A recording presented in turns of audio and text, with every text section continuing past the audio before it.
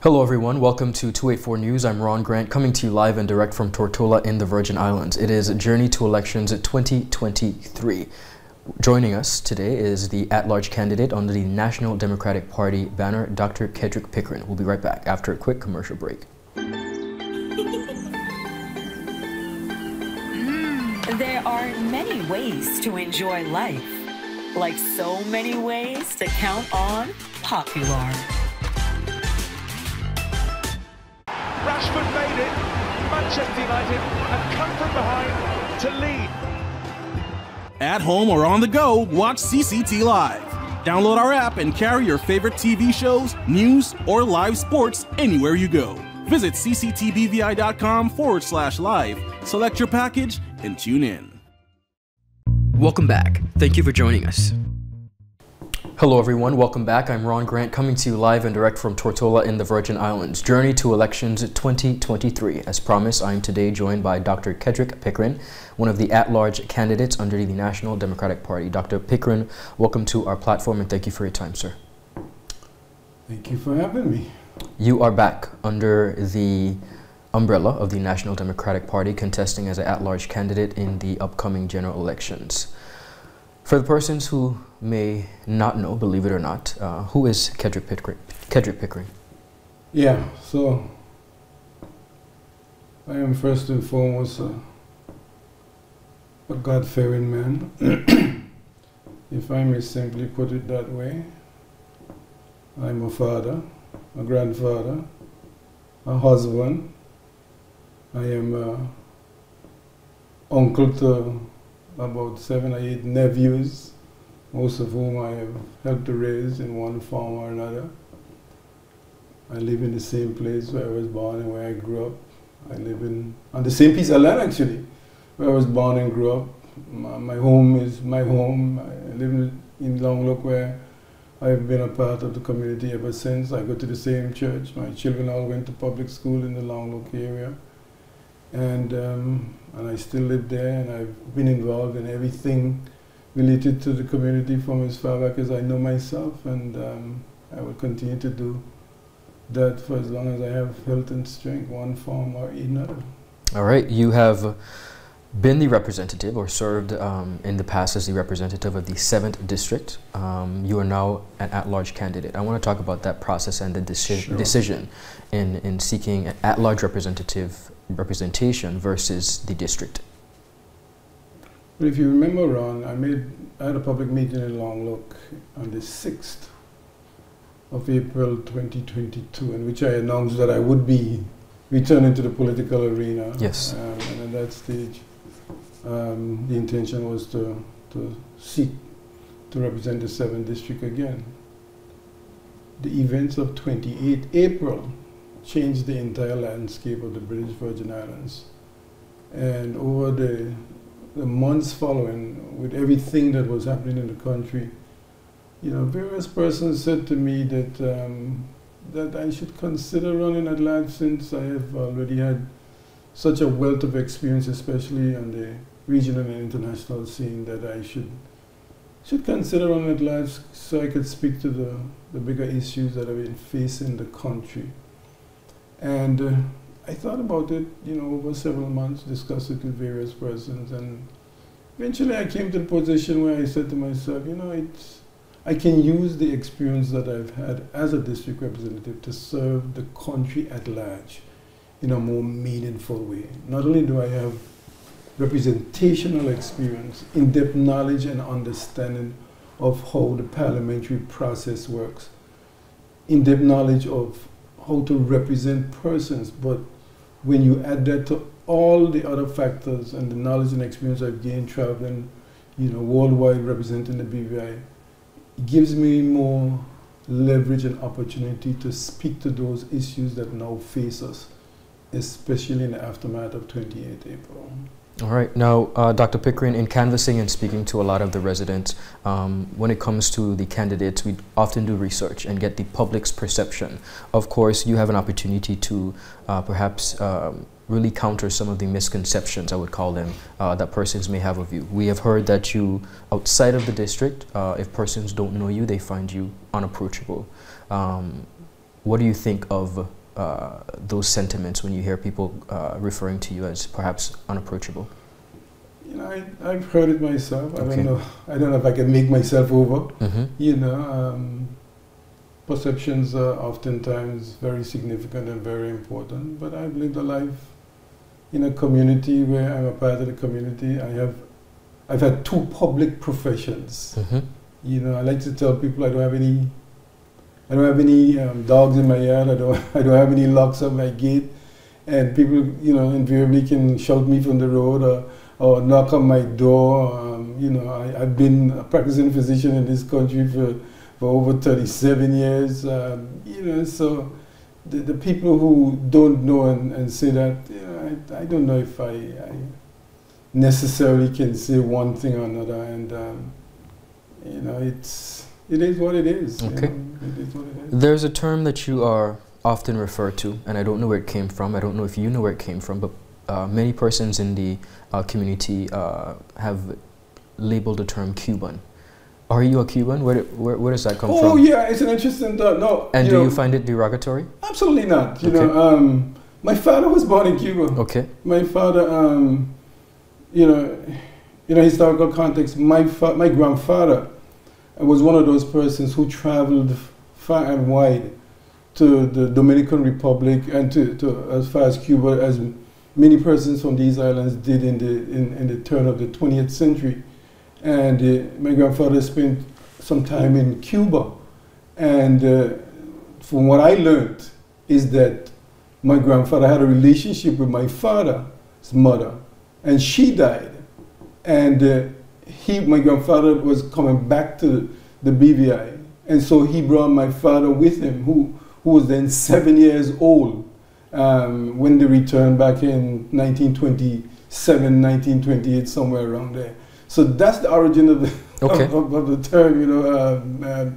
I'm nothing derogatory about it. That my father was born in Cuba. That's fair enough. Thank you for giving that historic reference. So I like to tell people, you know, especially in the context of today's BVI, I am a child of history. Because if you extend that very discussion, man, what you find is that, look, so many of our people went to the DR in the 20s, 30s, and 40s, and now the families of our people are returning to the BVI. My grandfather was just one of the early ones that returned, and so I'm a product of history. Understood. Within the past 4 years, is there a piece of legislation or a bill that was passed or brought forward that you really and truly did not support? Gambling. Okay. Full stop. Okay. While you're on gambling, I have some questions for you since you mentioned that, and you have the opportunity to say yes or no or elaborate on that. What are your thoughts, or would you support, if elected, the legalization of pari-mutuel betting? Stay tuned for more Just for the Record right after this.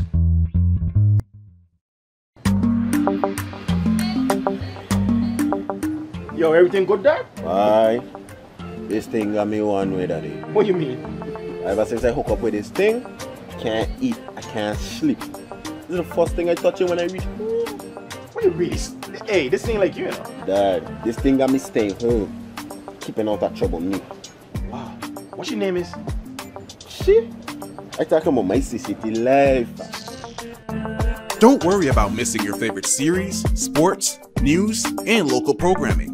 Come to CCT today and sign up for CCT Live to access over 80 channels. CCT Live. Bring it home. 1 month free trial turn into 5. 5 months turn into, well, you know, I watching ball. I even watching football. Dad, Nickelodeon, Paw Patrol. I am hooked. Hook, I tell you. So you're saying I can ask this cat any question? The cat is connected to the computer. You just type in the question, it will read his mind. come.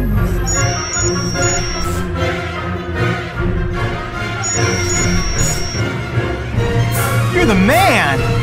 I've been looking for this for weeks. Welcome back. Thank you for joining us. Within the past 4 years, is there a piece of legislation or a bill that was passed or brought forward that you really and truly did not support? Gambling. Okay. Full stop. Okay. While you're on gambling, I have some questions for you since you mentioned that, and you have the opportunity to say yes or no or elaborate on that. What are your thoughts, or would you support, if elected, the legalization of parimutuel betting?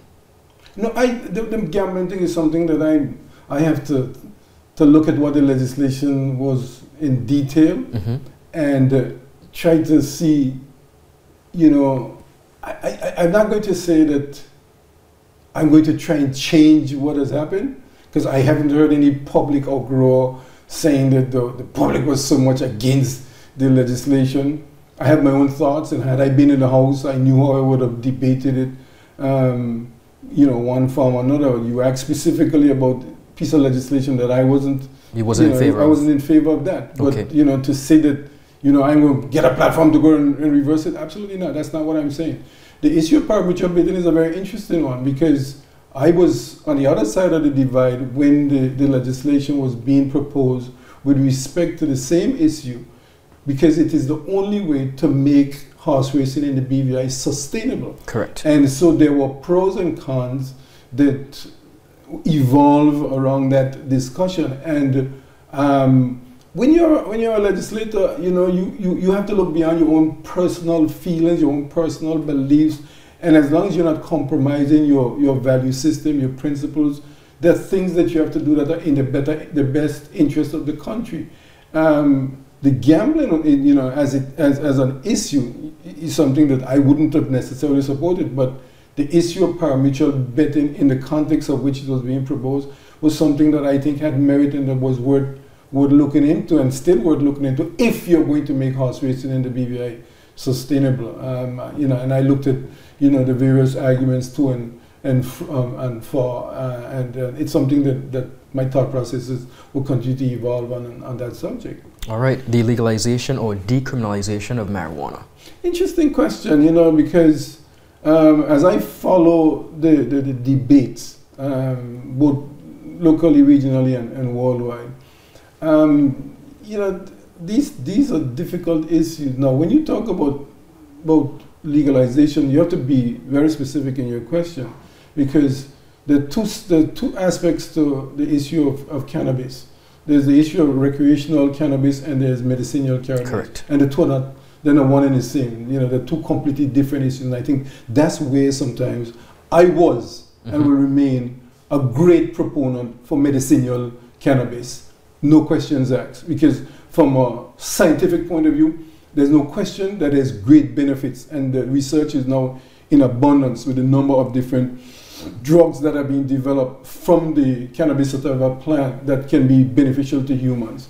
The issue of recreational use of cannabis is something that I think my own views are evolving on. And I'm watching the debate and watching countries that have legalized recreational use of cannabis to see how it evolves, especially in Canada. I think they're the ones who are furthest along in that issue. So at this stage, I can't say that I have a definitive position on whether it should or should not be legalized. I will watch the scientific evidence as it unfolds, and then to be better informed in terms of the decision-making process. All right, the legalization of same-sex marriage. No. The legalization. No, hold on a minute. Before you go any further, because I know that's a very topical issue. Same-sex unions, yes, absolutely no problem. Same-sex marriage is a completely different issue. I think that if we're going to have debates on this issue, people have to be clear on that. Okay, it's not a simple yes or no answer when you start talking about it. Same-sex unions and civil unions, there's nothing. I have seen nothing in my own, you know, thought processes and research that says there's anything aberrant or disdainful about that. Same-sex marriage is a completely different issue, and I'm not at this point in my own life supportive of same-sex marriages. All right, the legalization of abortion. Now, Ron, let me just be very careful how I answer this question, because you're asking me a question that is at the heart and soul of my own professional experience and my professional life. I know you're asking this question from a political point of view, but I have to answer you in the context of my profession. I am a practicing obstetrics and obstetrician and gynecologist for over 30-something years. This is something that I have to deal with on an everyday. I do not practice abortions. Okay? In my own professional work, I do not.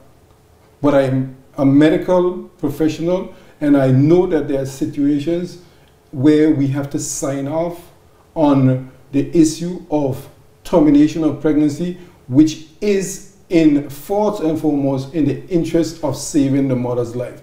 And we have had to do that. The law allows provision. Two of us, two senior practicing obstetricians, can sign a legal document to ensure that a woman can access a medically recommended termination of pregnancy for the preservation of the mother's life. And in some cases where there's a fetus that is not commensurate with life after if it is born, those are thorny issues that we have to contend with all the time.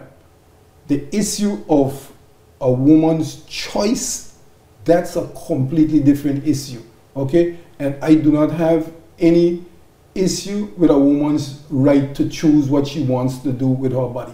For me personally, I do not practice abortions. Thank you so much. As it relates to the present Commission of Inquiry and the looming possibility of the suspension of the Constitution, let's begin with the COI. Do you find or view the findings of the COI as a fair representation of what has transpired in the Virgin Islands over the last decade or so? Ask that again. Do you find the findings of the COI that have been presented as a fair representation of what has transpired in the Virgin Islands over the past 2 decades or so? Suppose I ask you to define what you mean by fair representation, because that's a very subjective question that you're asking. Well, I'm asking you if you find the findings to be fair. If you ask me what are my thoughts on the COI, that's different. Fair and just and moral, those are very difficult subjects that one has to contend with. The COI has obviously brought out some issues within the parameters of governance within our country, both administrative and representational, from the political and from the administrative point of view. Those are factual. I don't think any of us can argue with it. When you talk about fair representation of what has transpired in the BVI, that's slightly different question, because it begs the question of, well, who's determining what's fair for us? We didn't conduct the Commission of Inquiry for ourselves. It was something that was literally imposed upon us.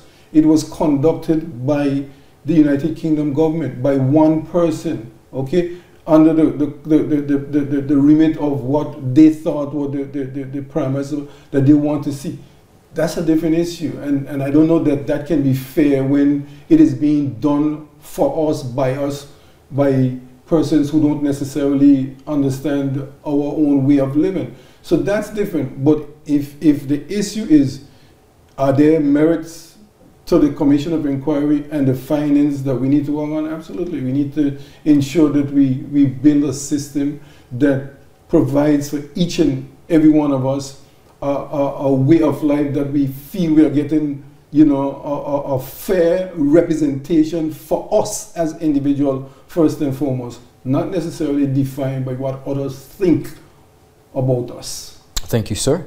As it pertains to the possible suspension of the Constitution, what are your thoughts on that? Absolutely not. I've spoken about it publicly over and over again. I've been, from North Song to Joshua Night, crying out to the wilderness, telling the people in this country, do not allow the United Kingdom government to suspend our Constitution. Absolutely not. I mean, we've come too far. And I was a member of the 2007 Constitutional Commission, the committee that negotiated that Constitution. I know the details of what we worked on and where we had come. And for the United Kingdom government to come no, and say they're going to suspend our constitution to take us back even further than we were in 2007? Absolutely not. We're much, much more, advanced than that and more capable than that will suggest in terms of running our own affairs. Do we have problems? Absolutely. Have we created problems for ourselves? Yes. But we have the ability, just like how we've created those problems, to ensure that we find a way to correct them and make better for ourselves and the generations to come. So the suspension of our constitution, I will fight tooth and nail against that. The conversation of independence has been one, or self-determination rather, has been a heightened topic. What are your thoughts on the progressive move to move the territory towards a self-determination or independence? See, and again, this is something I've spoken about almost ad nauseum in the public forum. The issue of self-determination ultimately is a must. Okay? It's just like, as human beings, we grow up and we move on. The country has to mature to a point where ultimately it is determining its own destiny. Whatever you conceive self-determination and independence to be like, well, we can't remain where we are. We've got to move on. I always make reference to the fact that a former governor several years ago, when he left here, he said to me in no uncertain terms, Dr. Pickering, I'll be very disappointed and surprised if I came back here, in a number of years and people like you had not taken the BVI towards at least close to independence or beyond, because you all have the ability to do it and it is your country. You must determine how it should happen. So the issue of self-determination is a must. The important thing is it's a process. That is where I think we're making the mistake. You can't just get up one day and say, this is what you're going to do. And I think that's where we've made some errors in judgment and some mistakes in terms of the methodologies that we've used in trying to achieve whatever our objectives are. So a new government, one of the first things I've said, is that day one after the election needs to sit and have a conversation with the United Kingdom government. Let's start a new agenda.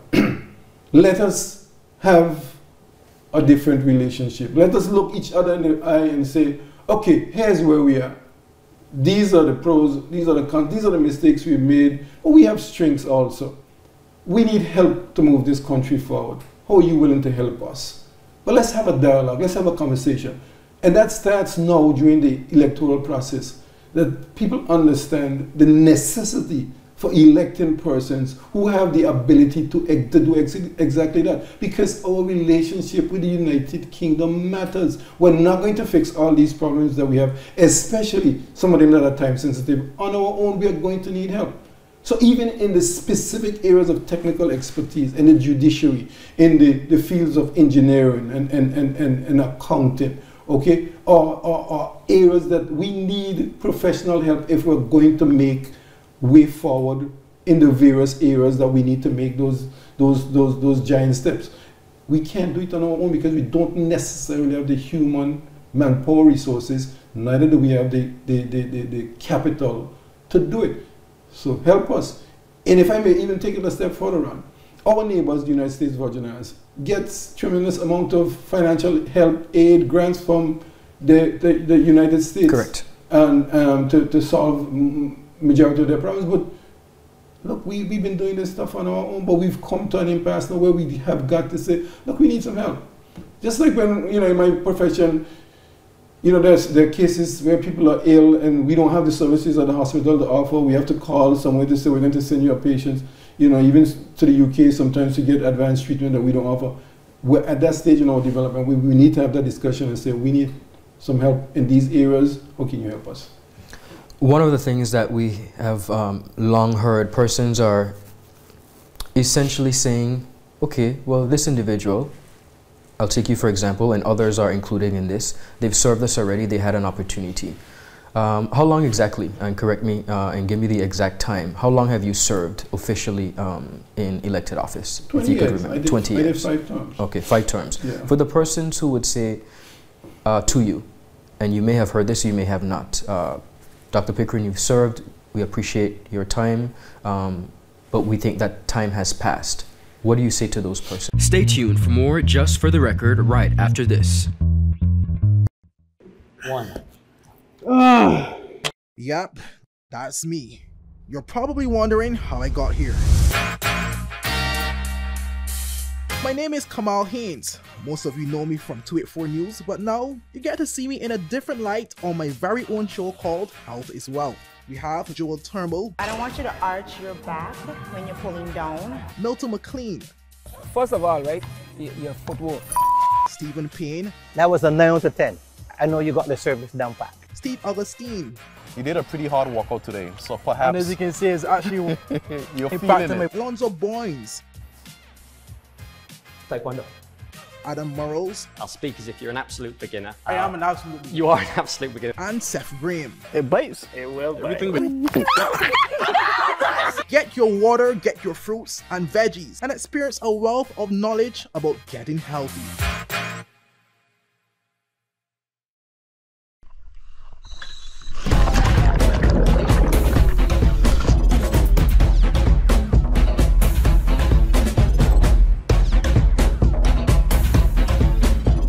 Today, I am doing coral treatments with Beyond the Reef.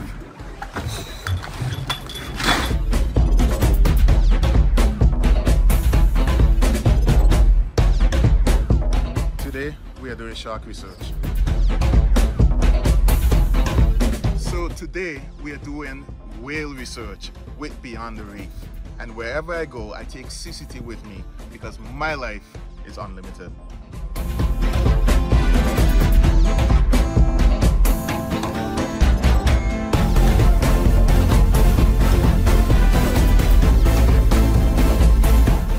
Welcome back. Thank you for joining us. One of the things that we have long heard, persons are essentially saying, okay, well, this individual, I'll take you for example, and others are included in this, they've served us already, they had an opportunity. How long exactly, and correct me and give me the exact time, how long have you served officially in elected office? 20 if you years. could remember. 20 years. I did 5 terms. Okay, 5 terms. Yeah. For the persons who would say to you, and you may have heard this, you may have not, Dr. Pickering, you've served, we appreciate your time, but we think that time has passed. What do you say to those persons? You know, and you know, there's good reason to have an argument like that. But do you see the other side of the coin? There's always 2 sides to a coin. Do you understand the next side? The country is in a position right now where all of us understand we're in a difficult place. There is nobody in this country who won't agree that we're in a difficult place. You need persons who have the wherewithal, the knowledge, the experience, and the wisdom to navigate the rough seas ahead. There's no if and buts about that. You need skilled captains to go through rough waters, to help guide the ship into a safe harbor. So the argument about you've done your term, yes. And in my specific case, having not been there for the last 4 years, have given me renewed energy, renewed perspective. I could see it from a different side right now, which gives me even more insight into the issues that we have to confront at this point in time. The issues are very real, and so much of the issues that we have to confront are not only regional but international. Our financial services, our tourism, they're all international issues. They're not simple local issues. They are factors in the geopolitical scheme of things that are affecting us that we don't have any control over. And the only way we are going to be able to navigate those issues is if when I leave on a flight from Terrence, let's say export, to go to UK, you know that you have somebody who is capable of sitting in the room with whoever I'm sitting on to represent you, can speak on your behalf, and can bring back home the goodies that you sent before. And I have those goodies. You know, I have the knowledge and expertise to do exactly that at this point in time. That is the critical issue. Understood. In the final analysis on April 25th, the people of the territory will decide, they will choose who they want to, 24th, thank you. I don't want you to miss the election. I want you to make sure you vote, okay? What do you say to the voters? I want you to speak directly to the voters. Listen, and why should they support you? Listen, I just said it. These are difficult times. Difficult times. Unprecedented in the history of the British Virgin Islands. Even if we don't comprehend how complex the issues are, and by the way, I was speaking to a group of young persons recently, And they couldn't understand what I was talking about when I was saying the country is facing some big issues. That was my, you know, learning experience to recognize that you have to explain to everybody on their level that they can understand. But unprecedented times that we are facing right now, I believe, sincerely believe, that this country has a bright future. I will go down in history probably for using the term, we are building a greater nation, because I believe that with my heart and soul. I believe when the annals of history are written, people will look at this little country and say, wow. And I'm inspired. Look, we're sending a team to Carifta right now, one of the largest one ever. And it's going to be one of the larger contingents of all of the Caribbean countries, and we're one of the smallest countries being represented. That speaks volumes to where this country is headed. But that didn't happen yesterday. You know, I could tell you the history of Ray O'Neill. I was in high school when he was a teacher there, and all that he did to help bring, you know, athletics to where it is. It started there, and now people are taking the baton and are running with it. I'm at a position right now where I could run my final leg of the race and pass the baton. But I wanted BVI to be in a position that when I hand the baton, I could just smile and say, go with it, you know, because the future is bright. But we've got to make the right decision on the 24th. We've got to ensure that we elect persons who have the ability, the wherewithal, the commitment, and the intestinal fortitude to do what is right. Don't worry about the noise and who say, but to do what is right. And I'm capable of doing that. And I will do that once I'm elected on the 24th of April, and give of my best for the next 4 years for this country to put it on the right track, on a path of no return. Well, thank you very much. I have some lighter questions for you. Being a true Virgin Islander like you are, what is your favorite Virgin Islands cuisine? Well, I'm a fish eater, man. Okay. Yeah. All right. Kingfish is one of my favorites. Okay. Do you have a favorite Virgin Islands rum or drink? I don't drink alcohol. Okay, so it could be non-alcoholic. I'll take some sorrel. My wife makes a good sorrel. All right, cool. Do you have a favorite sister island? Virgin Gada. Okay. My favorite, in fact, Virgin Gada is my favorite place in the world. I love Virgin Gada. I think Virgin Gada is one of the most beautiful places on earth. I tell people that all the time. I love Virgin Gada, and every minute I get to spend on Virgin Gada, I love Virgin Gada. I think it is it, man. All right. Yeah. If you could take one person from yesteryear, simply means that they're no longer with us, Virgin Islands origin, who would that person be and why? Depends on what context, in which context. It could be political or personal. A family member. Look, you know, my parents were very impactful on my life, but I spent a lot of my formative years with my grandfather. When I was a teenager, growing up in the 70s, we had pastures in Josiah's Bay, and being one of the, you know, it was a system in which it was hierarchical. As you get to a certain age, you had to go to the pasture as the older ones, you know, went off to live in St. Thomas. And when it was my time in my mid-teen years, I spent a lot of time with my grandfather in Josiah's Bay. And the time that I spent with him, what I learned from him, but I learned to work, I learned hard work, you know, and the impact that he had on me. But my grandfather taught me something that was, I keep telling people about it, right? My grandfather had a stroke in 1967, and from which he had recovered almost, you know, say 50%. And but he had difficulty using his left side. And whenever we come to put him to get on the donkey, either to go to Josiah's Bay or to come back home, you had to help him on to the donkey. And he used to say to me, Kedrick, boy, once a man, twice a child. I never understood that until my own father started to get old, and I realized what my grandfather was telling me. And that has had an impact on my life, because I understand at this stage of my life that I'm going to walk that pathway also. And at this stage of my life, into my middle years, I understand that I could face any major illness that is out there. Not because I'm a physician, I'm getting on in those years, and I could face, and you never know what is going to be holding. So it is important as you go along life journey to do the best that you could. Make the best of the opportunities that are afforded unto you, and just do your best to make life better for those that you come in contact with. So my grandfather helped me to understand that with the time I spent with him in Josiah's Bay, and I'm forever grateful for the opportunity and the experience that I had with him. Dr. Pickering, thank you so much for this conversation and the time, and of course, most importantly, thank you for exercising your democratic right of seeking higher office. We appreciate you. Thank you, Ron. And before you leave, I just want to ensure that I admonish, beg, plead please, people, go out and vote. Do not take the opportunity and the privilege to vote for granted. Please go out and vote. Thank you. Viewers, you heard it here from the candidate himself, at-large candidate, Dr. Kedrick Pickering. Just for the record, Journey to Elections 2023. I'm Ron Grant. You've been watching 284 Media.